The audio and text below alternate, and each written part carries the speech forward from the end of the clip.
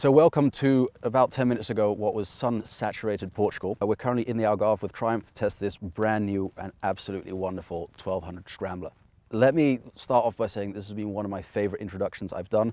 I've been lucky enough to do quite a few press trips, but I think this one is going to be the hardest one to leave behind.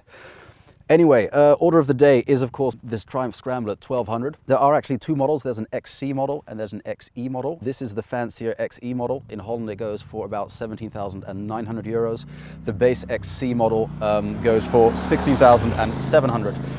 Now, the main differences are that this has an extra driving mode, this has an off-road pro mode, this has a wider handlebars, it has standard heated grips, it has longer suspension. Both models have Öhlins on the back, double shocks, and Showa on the front, but they're uprated. They have longer suspension travel on the XE model, 250 millimeters front and rear compared to 200 millimeters for the standard XC model. On top of that, this has a Brembo MCS master cylinder. It has a slightly different badge on the tank, and I'm absolutely reading this off here because I've forgotten all of it. But let me just start off by saying that forget the base XC model. Triumph won't be very happy with me for saying this, but don't buy that. This one might be a bit more expensive. It's probably going to be 1,000 euros, 1,200 euros more, depending on what market you're in.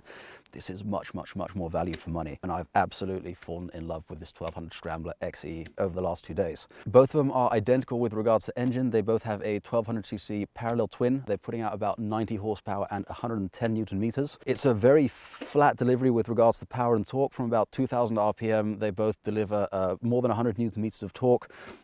It's not the kind of bike that has a bang at the end. In fact, it kind of feels like it gets out of breath by the time you actually get it into the rev limiter.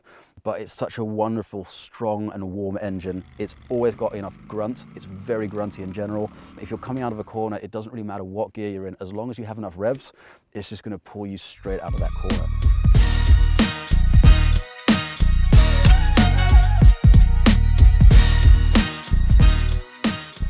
Forget about the specs for a moment, because if you're buying this based on specs, you're not buying this for the right reason. It's quite possible that, BMW's R9T, Urban GS, Triumph, or, Ducati's other Scrambler, maybe they have more power, maybe they have, lower prices. I don't know. I haven't actually looked.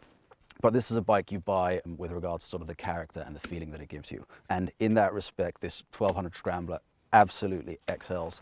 I really have fallen in love with it over the last few days. I think the best way to describe this is it's kind of like the big friendly giant. It's not the fastest bike out there. It's not meant to be that. It is surprisingly quick when you really do get on it. But yeah, this is a feel-good bike. And I think you'd be surprised, especially if you get the XE model, how quick it actually is. So one of the advantages of the XE model, apart from all the extra bits on it, is it's got slightly higher foot pegs. That means that you aren't scraping them as quickly when you go around the turns. Got the same amount of grunt as the other ones. But yeah, the improved electronics, it's got cornering-based ABS and traction control. So it's a bit more advanced electronics as well. It's just much more value for money. Otherwise, this has been a really good 2 days, and I think this has been one of my favorite press trips so far. It's a bike that I've really found to love after a while. It's not the fastest one, but I think that, whatever press trip you go on, you're going to be taking to some wonderful sunny place like this, in this case Portugal. And I think any bike that you're going to ride in, as an area like this is going to be fantastic. Perfect roads, perfect weather, perfect scenery. But this bike specifically fits this location really well. It's not the kind of bike that you buy to do knee downs on. Don't buy this if you want the fastest one, because it probably won't be that or anything sort of remotely near that.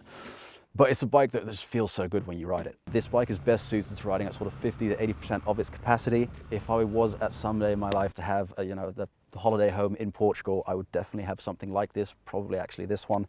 I've absolutely loved riding this the last 2 days. We did some off-road stuff as well, as you'll see later. I will already put in a correction because we already shot that earlier, but I did make a mistake there. The front forks are actually Showa on both models, and they are also Öhlin shocks on the back. The difference is that these are a bit beefed up on the XE model, longer suspension travel, and it really is worth the extra money again. But yeah, absolutely wonderful time. I've really grown to love this bike. I'm very sad to be going home tomorrow. If I ever do have a holiday home in Portugal, in Spain, wherever I am, you best believe I'm going to have one of these next to it.